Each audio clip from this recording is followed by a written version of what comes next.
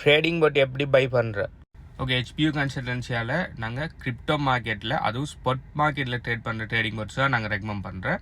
So நீங்கள் forex ட்ரேடிங்கோ இல்லை வேறு ஏதாவது ட்ரேடிங் பண்ணணும்னு சொன்னால் அதுக்கு நீங்கள் வேறு ஆக்களை தான் கண்டெக்ட் பண்ணணும். ஏன்னா நாங்கள் கிரிப்டோ கரன்சி மட்டும்தான் நாங்கள் ரெக்கமெண்ட் பண்ணுறேன். அடுத்தே பார்த்தீங்கன்னு சொன்னால் நீங்கள் future trading, margin trading, option trading, binary trading இது மாதிரியான ட்ரேடிங்கள் பண்ணணும்னு சொன்னாலும் நாங்கள் எதுவுமே அதுக்கு ரெக்கமெண்ட் பண்ணலை. ஏன்னா அதெல்லாம் ரியல் ட்ரேடிங் இல்லை, சூதாட்டம், gambling. Okay, so crypto currency spot trading பண்ணுறதுக்குரிய ட்ரேடிங் பட்ஸ் வேணும்னு சொன்னால் நீங்கள் எங்களோட பிஸ்னஸ் அசோசியேட்டை கண்டெக்ட் பண்ணணும். என்ன காரணம்னு சொன்னால் நாங்கள் எங்களோட ஹெச்பியூ கன்சல்டன்சியால் 20க்கும் மேற்பட்ட ட்ரேடிங் பட்ஸில் ரெக்கமெண்ட் பண்ணுறோம். எல்லாருக்குமே எல்லா ட்ரேடிங் பட்ஸும் செட் ஆகுது. ஸோ உங்களோட இது நீங்கள் ஷார்ட் டேர்முக்கு ட்ரேட் பண்ண போகிறீங்களா, லாங் டேர்முக்கு ட்ரேட் பண்ண போகிறீங்களா, உங்களோட ரிஸ்க் ஃபேக்டர் என்ன மாதிரி செய்ய போகிறீங்கிற நிறைய விஷயத்தில் பட் செலக்ட் பண்ணுறது தங்கியிருக்குது.